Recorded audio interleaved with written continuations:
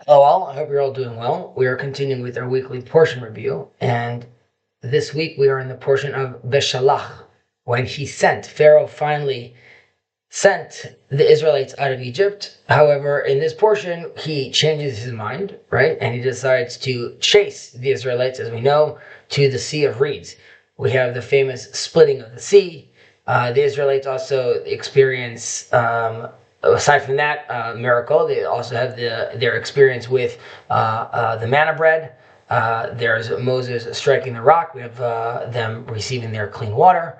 And we also have our introduction with the Amalekites that attack us. And of course, the Israelites end up being victorious. So while we could dive into the splitting of the sea and the manna we spoke about a little last year, today I wanted to touch a little on this idea of the Amalekites.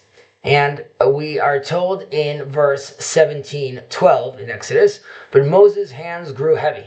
So they took a stone and put it under him, and he sat on it. Well, Aaron and Hur, one on each side, supported his hands.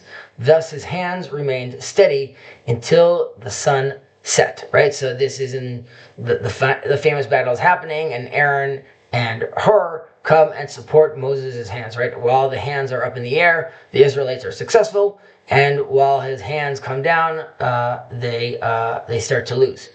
Now, this really detailed description of how Moses is really standing there during this battle hints to a message for future generations. And the faith that Moses really represents spreads throughout the whole world through beliefs that stand alongside the Torah of Moses. They're standing side by side. And one is represented by Hur, who sacrifices himself for the belief in God's oneness, right? We could look at this as Islam, that are very, very extreme with their take on the interpretation of monotheism. And on the other hand, we have Aaron, who is the lover and pursuer of peace, and even to the extent of making the golden calf to save the people. We spoke about this in maybe last year, but this could potentially be seen as Christianity, right? Which they are creating this out of love through this religion of love and of grace, end up potentially going down a road that is a little more problematic. Now, these religions operate until the sun set, meaning until the days of Messiah, when all the nations ultimately will return to the true faith. This is what, of course, Maimonides talks about, which we mentioned many times in the Laws of Kings. Now, this event is recorded in the Torah between two great foundational moments, right? We have that ultimately shape the collective of the identity of the Jewish people. We have the splitting of the sea, and we have the giving of the Torah. And between these two elements, we have this battle with the Amalekites. And potentially this teaches us that the universal influence of the Jewish people stands at the core of the nation's very existence, and it's not a secondary aspect. Now, the continuation of the verse of, "And through you all families of the earth shall be blessed," right? The verse that God blesses Abraham is the fundamental message ultimately that's realized through the Exodus and the giving of the Torah, right? That these people that I promised Abraham, that the promise I made Abraham is realized through these historic events.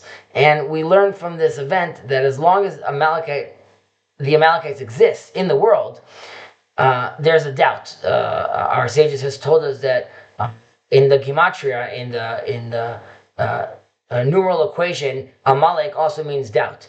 And this means that when they're around, doubt still dominates, and there could be no absolute clarification about the truth.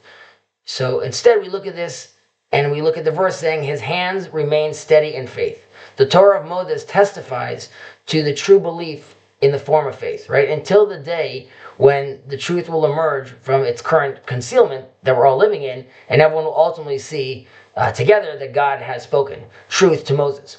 And we have to realize that the support and loving embrace that we get from our Christian brothers, and hopefully we'll receive more from our Muslim brothers, ultimately allows us to sanctify God's name, and slowly but surely we could come closer together to a house of prayer for all nations under the one true faith. Shabbat Shalom, and take care.